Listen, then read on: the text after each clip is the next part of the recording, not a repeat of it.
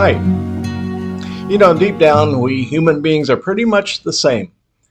We all share the same dreams and hopes and sorrows and joys and fears and pains and all of that. But we're much different in our individual views and how we think, and our ideas regarding how to approach all those commonalities among us human beings. And yet, we have to figure out ways to bridge our differences so that we can work together to make a world that we all can live in. Now, this is no easy task, but it is a piece of the puzzle of life that we have to figure out. Now, unfortunately, we often resort to methods that seem, efficient and get things done as far as change, but which causes problems in the long run. Now, to get people to do what we want them to do rather than what they might want to do, we often use threats. Now, threats are ways we attempt to control people and control their actions. Like when a boss threatens to fire an employee if they don't do what they're supposed to.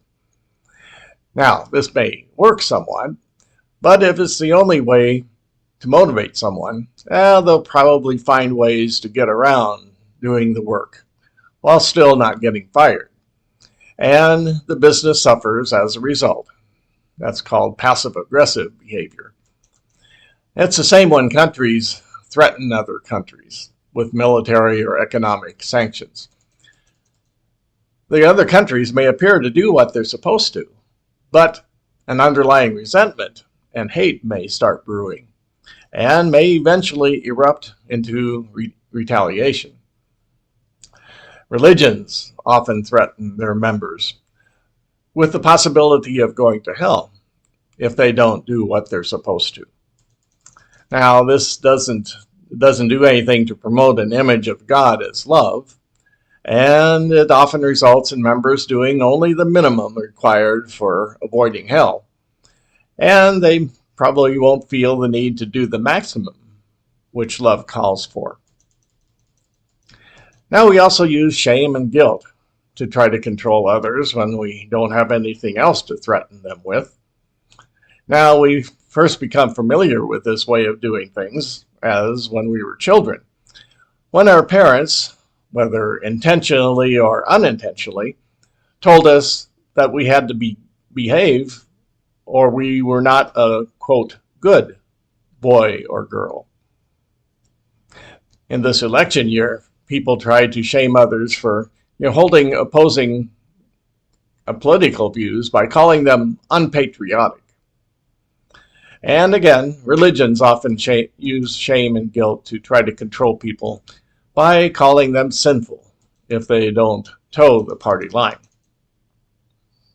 Now, using threats, shame, or guilt to control the actions of others is a top-down type of thing, a control thing, which separates people from each other. Because on the one side, there are the people who are doing the threatening or the shaming. On the other side are the people being threatened and shamed. Now, this dynamic usually ends up in mutual threats and shaming, and it divides and alienates people from each other, often resulting in some kind of war on some level and being detrimental to everyone involved. Now, if we want to maintain and nurture interpersonal relationships and working toward change, we need something other than threat or shame. Now, another possibility is the use of invitation. When we extend invitations to others instead of threatening them, invitations to a different way of behaving or doing things, we're asking them to join us in a common work to reach a common goal. That's what invitations are about. This is a way of valuing the other person rather than simply criticizing them or demeaning them or telling them they're screwing up in some way.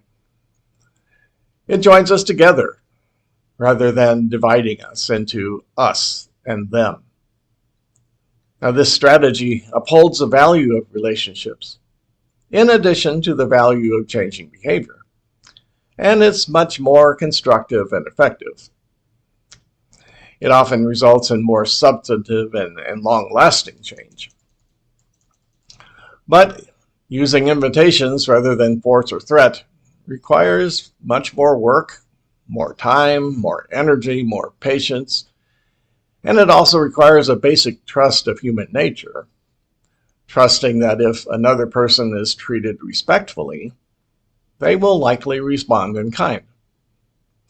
Of course, there are no guarantees in this regard, and that's why we choose to use threat more often to get people to do what we want them to do.